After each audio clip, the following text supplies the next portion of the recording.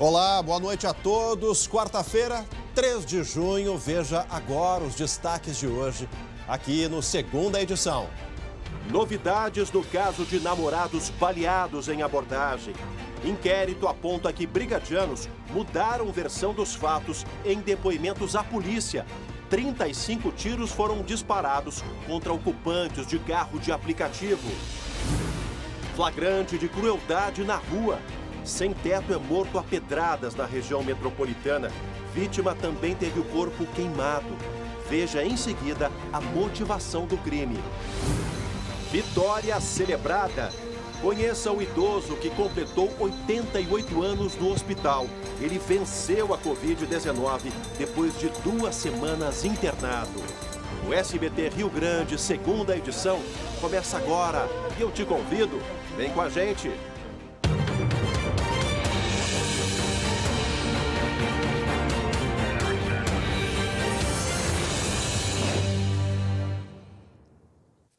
Olha, o SBT teve acesso em primeira mão, méritos da nossa produção aqui de jornalismo, aos depoimentos daqueles brigadianos, PMs envolvidos numa abordagem desastrosa que acabou na morte de uma mulher inocente, a Dora. A Dorildes Laurindo e o Gilberto Almeida, namorado dela, foram baleados porque viajavam em um carro dirigido por um foragido, aquele carro de aplicativos de carona que não se preocupa muito com a documentação de quem presta o serviço. Os 3 PMs deram 35 tiros contra os ocupantes. Eu disse 35 tiros contra os ocupantes do carro. Veja mais uma reportagem do Lucas Abate. Mas não vai escapar não, tu vai ter que casar comigo, tu tem tua palavra. Não vou deixar de escapar não. Meu Deus do céu, nunca pensei que um dia eu fosse passar por isso.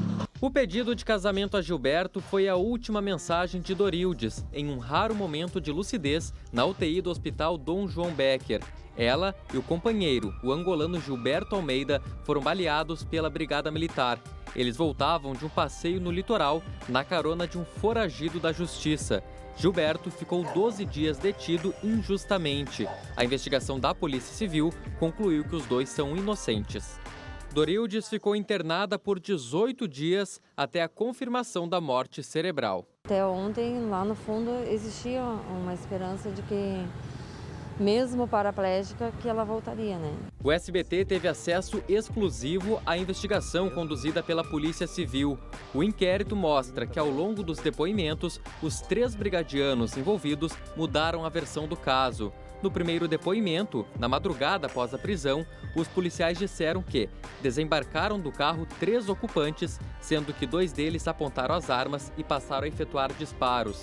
E ainda acrescentaram que a arma utilizada pelo motorista Luiz Carlos foi descartada durante a fuga e que um revólver da marca Rossi foi encontrado com um angolano.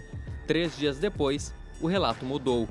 Questionados se viram Gilberto atirar, disseram que não e afirmaram ainda que a arma estava caída ao solo, próxima a Gilberto. Os policiais afirmaram que, após os disparos, apenas imobilizaram e algemaram as vítimas no aguardo pelo socorro. Em nenhum momento falam sobre as agressões relatadas por Gilberto. E veio um policial que eu não me lembro bem o rosto e me deu um chute na cara, me deu um chute no rosto. Tu vai morrer, tu vai sangrar e até morrer. O inquérito da Polícia Civil apontou que os brigadianos agiram com excesso de legítima defesa e imprudência. A investigação da atuação dos PMs é conduzida pela Brigada Militar. O segundo passo agora é buscar, junto ao Estado, uma indenização, que eu acho que é o mínimo que o Estado deve. Para dizer o mínimo, né? Agora, 3 dias depois dessa abordagem, aí tiveram um lampejo de memória e trocaram ali os depoimentos, as contradições apontadas pela Polícia Civil. Eu tive acesso aí a outras informações de pessoas que estão apurando esse caso, pessoas que estão aí brigando por justiça. E olha, eu sei que a cautela da Brigada Militar ela se justifica, mas tudo indica, nessa ação desastrosa, como disse a polícia ali, excesso de legítima defesa e imprudência. Além disso, também tem fraude processual e falso testemunho, que o Ministério Público vai também apontar isso na denúncia. A gente vai continuar acompanhando todo esse caso e torcendo para a lisura da Brigada Militar, do comando da Brigada em Gravataí, da Corregedoria e também da Brigada Militar aqui do Rio Grande do Sul. Deixa eu falar agora com a Luciane Coma, que está na redação, porque a gente tem as atualizações daquele crime bárbaro, né, Lu? Lá de Segredo, aquela morte de um pai e também de um funcionário, planejada, segundo a polícia, tudo pela filha desse agricultor. O que a gente tem de novidades, Lu? Boa noite. Boa noite, Chemali. Boa noite para o pessoal de casa. Bom, além do agricultor, o José Darício de Souza, né, de 43 anos, também foi morto, Chemali, o funcionário dele, o Mazônio Rodrigues Nepomuceno. Uma das hipóteses da polícia é de que esse trabalhador tenha sido executado exatamente por ter testemunhado o crime, né? A filha do agricultor, a Kalinka Lopes, de 23 anos, ela confessou à polícia ter planejado o crime durante 2 meses. Na última quarta-feira, ela foi até a casa do pai com o namorado e um outro homem que forjou um assalto. O José e o Mazônio foram amarrados e mortos a tiros. A filha chegou a fazer postagens nas redes sociais lamentando, né, a morte do pai. Mas aí, em depoimento, né, após ela ter confessado, ela disse ser a única beneficiária de um seguro de vida de R$500 mil. A jovem e o namorado estão presos desde sexta-feira lá no presídio de Sobradinho. Agora, o executor continua foragido, Chemali. O advogado da jovem diz que ela tem transtornos psiquiátricos. Mas, segundo a polícia, não há indícios, viu, de problemas mentais. A mãe e o pai da Kalinka haviam se separado em março e estavam debatendo a divisão de bens. Sim. José tinha alguns imóveis, terrenos, né? Apesar de se falar que ele era uma pessoa simples, tinha ali uma terra, imóveis e tal. E a polícia não descarta que tenha sido este o motivo aí do assassinato. Claro que agora vão apurar, vão averiguar todas as informações e as investigações, então, continuam, Chemali. Agora, Lu, esse atirador, esse matador de aluguel, a polícia já sabe quanto é que ele recebeu da Kalinka para tirar a vida do próprio pai? Olha, Chemali, a única informação que a gente tem é que ela teria prometido pagar ele com parte da quantia desse seguro de vida que ela viria a receber. A gente não sabe se o valor isso é não está verdadeiro. definido ainda pelos depoimentos. Pois é. Tá certo. Daqui a pouco a gente volta a te acionar direto da redação aí do SBT, esse caso lá de Segredo. Agora, gente, vocês lembram desse flagrante que a gente vai mostrar agora? Lá da Serra Gaúcha, lá de Canela.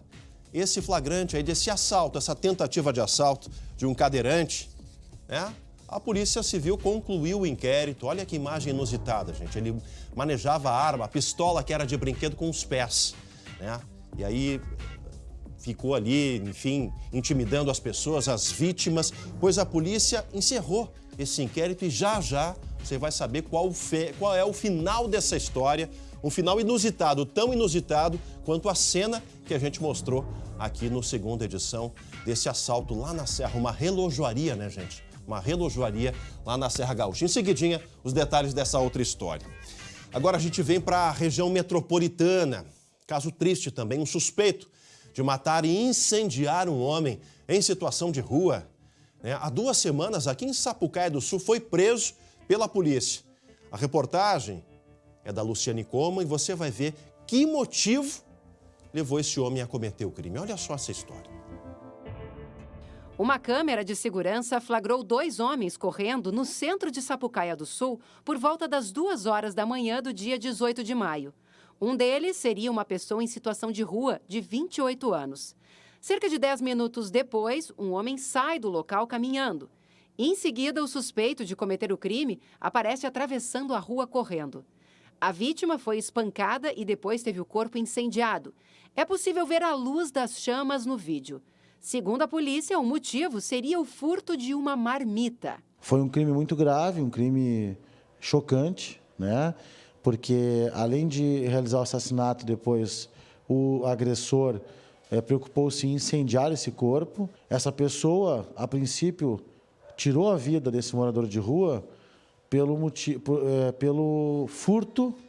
possível furto de uma marmita. O crime aconteceu nesta avenida central de Sapucaia do Sul, bem às margens dos trilhos da Transurb. O assassinato ocorreu há 2 semanas, mas a gente ainda consegue ver por aqui marcas do fogo. Um suspeito de 25 anos foi detido na última quinta-feira. O preso e a vítima tinham antecedentes criminais e estavam em situação de rua. A polícia divulgou só agora as imagens porque não queria atrapalhar as investigações. A participação de um segundo homem não é descartada. Ajudou auxiliou ou se até mesmo participou. Não é porque a pessoa mora na rua que ela não tem os seus direitos, não tem a sua residência ali, inclusive juridicamente é o local onde ela vive, então ela tem que ser respeitada. Sem dúvida, né, delegado? Isso aí é um verdadeiro munducão de vulnerabilidade social, infelizmente. Agora a gente tem um flagrante de um assalto a uma parada de ônibus aqui na capital, um verdadeiro arrastão, né, Luciane? Pois é, né, Chemali? Pobre pessoas ali que estão ali... Trabalhadores, né? Exato, Quem usa ônibus é trabalhador, né, Luciane? E ainda tem que passar por isso, né? Meu Deus, olha aí. Bom, nessas imagens, o que a gente vê, né? São 4 homens num carro, eles param em frente a essa parada de ônibus, 3 descem ali já ameaçando, assaltam 2 pessoas, roubam, né, o que podem. Pessoas, então, que estavam ali aguardando a condução ou para voltar para casa, né? Ou para ir para o trabalho, enfim, a gente não tem essas informações. Mas eles, então, fizeram a limpa. Até em outra imagem a gente vê ali que tem um homem, um rapaz na esquina. Olha lá eles fazendo a limpa, ó. Aquela coisa, passa tudo. Provavelmente bolsa, dinheiro, celular, né? O básico, né? Nessa limpa que eles fazem. E antes disso teve um passageiro que percebeu, né? Exato, a aproximação ali, dos bandidos. E aí ele sai correndo, né? Percebe. Esse assalto aconteceu na madrugada de terça, na Eli Correia Prado, no bairro Mário Quintana, na zona norte da capital, Chemali. Aí a imagem, a chegada deles. E aí, ó, aí, de capuz ali, moletom, percebe o crime e já sai fora para não virar mais uma vítima desse verdadeiro arrastão. É brincadeira. Até quem trabalha, quem precisa de transporte coletivo passa por isso. Obrigado, Lu.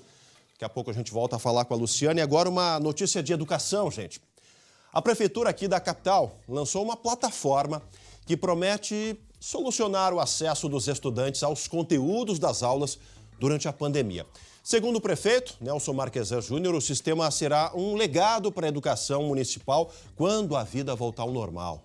Todos nós queremos isso.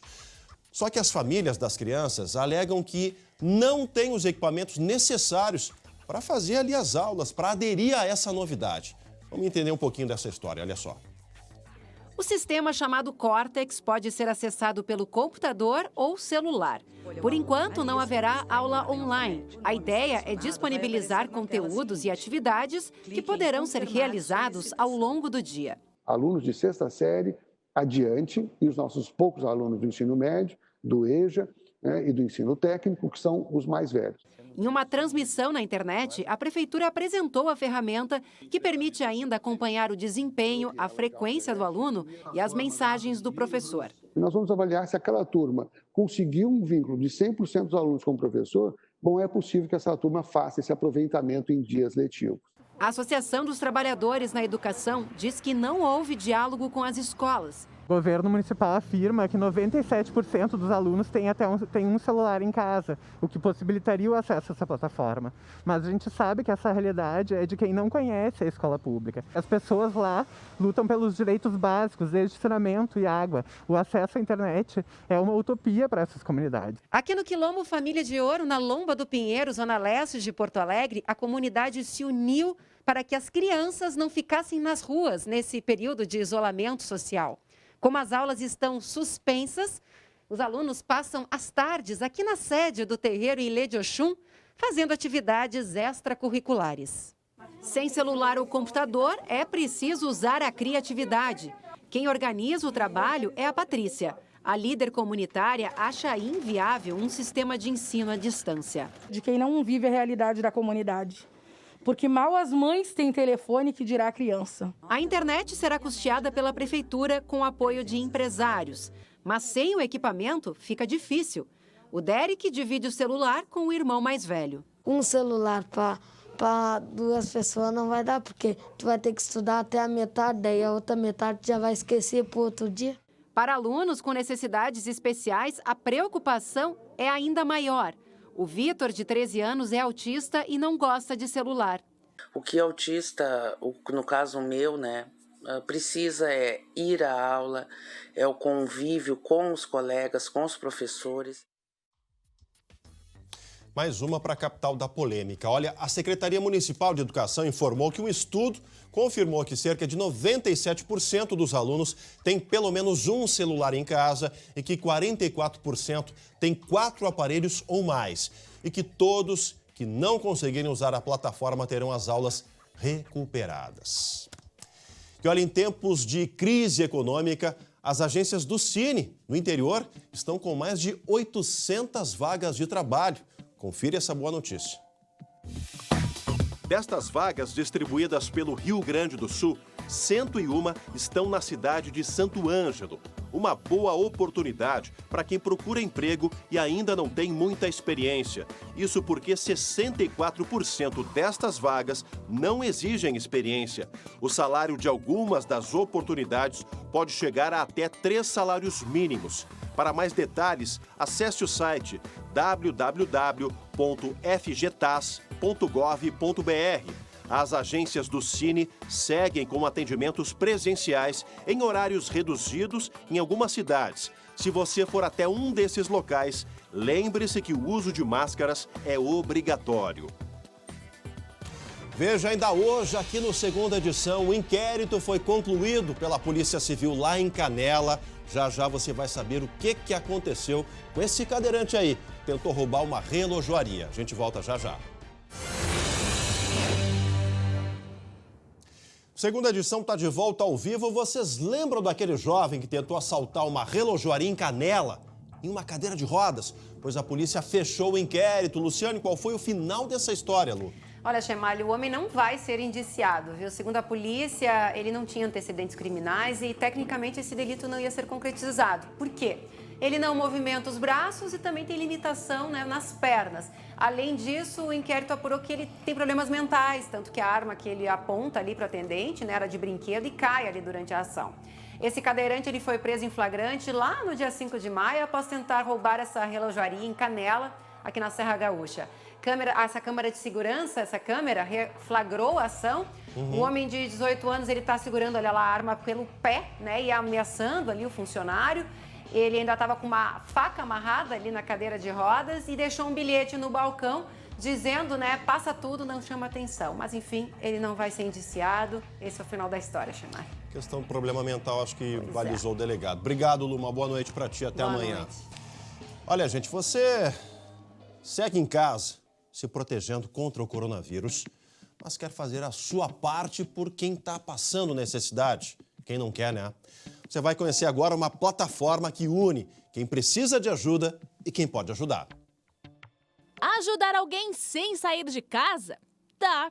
É um site que consiste em fazer matches, ou seja, ele conecta pessoas que estão precisando de ajuda com pessoas que querem ajudar, né? E tudo isso acontecendo numa tela, né, dentro do Google Maps, com os pins, né, organizados em diferentes categorias. Cada pin representa um pedido de ajuda ou uma oferta de ajuda. São várias categorias, que vão desde compras em estabelecimentos comerciais, busca e entrega, passeios com pets, até doações. Os dados são protegidos. A plataforma nasceu para auxiliar aquelas pessoas que fazem parte dos chamados grupos de risco, em especial os idosos. Em 50 dias, essa plataforma cadastrou cerca de 1.100 pessoas em 125 cidades brasileiras. E nesse período foram pelo menos 500 pedidos de ajuda. A gente também tem o depoimento de pessoas que ajudaram. Vamos ver o que eles disseram?